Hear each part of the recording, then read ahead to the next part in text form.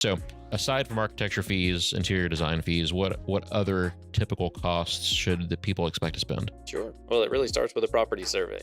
And I wish that everyone took just much better care of their surveys. But these documents, they get faxed and folded and crumpled up and copied and scanned again. And that's when I get it and try to figure out if that blurry little number is a 5 or a 3. So an up-to-date property survey is going to be essential for everything that you do moving forward. But that's pretty much the starting point. And not just a regular survey, depending on the project, not just a regular survey, but oftentimes that survey needs to be topographic, trees, power lines. And power lines is one that gets missed a lot. Yes, absolutely.